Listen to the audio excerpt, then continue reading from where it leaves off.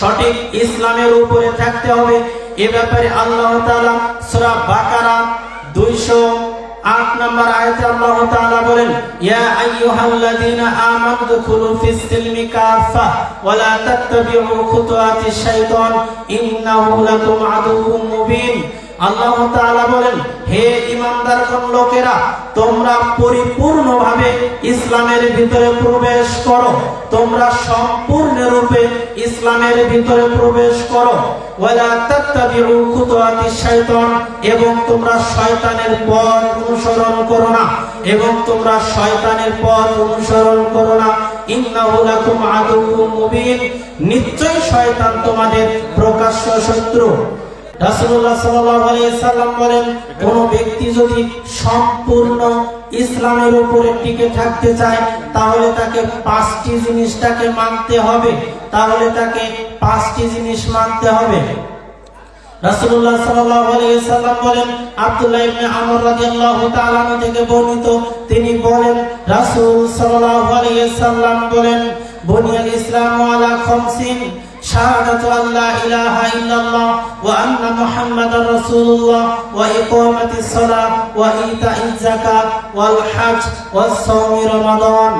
রাসূলুল্লাহ সাল্লাল্লাহু আলাইহি সাল্লাম বলেন, কোন ব্যক্তি যদি ইসলামের উপরে টিকে থাকতে চায়, কোন ব্যক্তি যদি ইসলামের উপরে থাকতে চায় তাহলে তাকে পাঁচটি কাজ করতে হবে। এক, শাহাদাতু আল্লা ইলাহা ইল্লাল্লাহ ওয়া আন্না মুহাম্মাদার রাসূলুল্লাহ, মুহাম্মদ, আমি সাক্ষ্য দিচ্ছি যে আল্লাহ ছাড়া কোনো মাবুদ নাই, ওয়া আন্না মুহাম্মাদার রাসূলুল্লাহ, এবং মুহাম্মদ সাল্লাল্লাহু আলাইহি সাল্লাম আল্লাহর বান্দা এবং রাসূল। দুই, ওয়া ইকামাতিস সালাহ, তাকে সালাত আদায় করতে হবে। কোন ব্যক্তি যদি ইসলামের ভিতরে পরিপূর্ণ থাকতে চায় তাকে তাহলে সালাত আদায় করতে হবে। তিন, ওয়া ইকামাতিস সালাহ, তাকে সালাত আদায় করতে হবে। ওয়াল হজ, তাকে হজ পালন করতে হবে।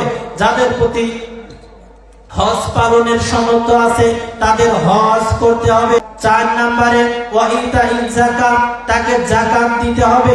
যাদের নিসাব পরিমাণ সম্পত্তি রয়েছে তাদেরকে সেখান থেকে যাকাত দিতে হবে। ওয়াস সাওমি রমাদান, পাঁচ নম্বরে ওয়াস সাওমি রমাদান, তাকে রমজান মাসে সিয়াম পালন করতে হবে। হাদিসটি বুখারী, মুসলিম, মিশকাত তিনটি কিতাবে পাবেন। বুখারী শরীফ 4514 নম্বর হাদিস, মুসলিম শরীফ 16 নম্বর হাদিস, মিশকাত শরীফ 3 নম্বর হাদিসে পাবেন। عن انس بن مالك رضي الله تعالى عنه قال رسول الله صلى الله عليه وسلم, আনাস ইবনে মালিক রাদিয়াল্লাহু তাআলা আনহু থেকে বর্ণিত, তিনি বলেন, রাসূল সাল্লাল্লাহু আলাইহি সাল্লাম বলেন, কোন ব্যক্তি যদি তিনটি কাজ করে তাহলে সে নিজেকে মুসলিম হিসেবে দাবি করতে পারবে। তাহলে আল্লাহ তাআলা তাকে কথাও দিবেন যে তাকে জান্নাতে নিয়ে যাবেন। এই ব্যাপারে রাসূলুল্লাহ সাল্লাল্লাহু আলাইহি সাল্লাম বলেন, মান সাল্লা সালাতানা, কোন ব্যক্তি যদি আমাদের ন্যায় সালাত আদায় করে, ওয়াস্তাকবালা কিবলাতানা, কোন ব্যক্তি যদি আমাদের কিবলাকে কিবলা হিসেবে স্বীকার করে, ওয়া আকালা যাবিহাতানা, কোন ব্যক্তি যদি আমাদের জবাইকৃত পশুর গোশত খায়, ফাযালিকাল মুসলিম।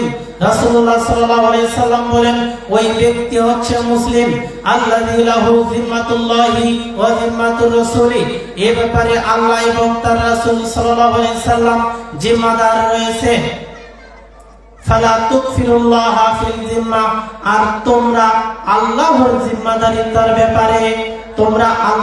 জিম্মাদারিত্বের ব্যাপারে প্রতিশ্রুতি ভঙ্গ করো না।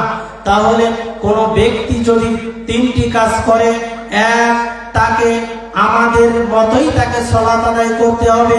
দুই, তাকে আমাদের কিবলা হিসাবে কিবলা মেনে তাকে চলতে হবে, কিবলা হিসাবে মেনে তাকে সালাত আদায় করতে হবে। দুই নম্বরে আমাদের ইসলামের পদ্ধতিতে যে বিসমিল্লাহি আল্লাহু আকবার বলে আমরা যে পশু জবাই করি সেটার গোশত খেতে হবে। যদি এই তিনটি কাজ করে তাহলে রাসূলুল্লাহ সাল্লাল্লাহু আলাইহি সাল্লাম এবং আল্লাহ তাআলা তারা জিম্মাদার থাকবে, ওই ব্যক্তিকে জান্নাতে নিয়ে যাবে।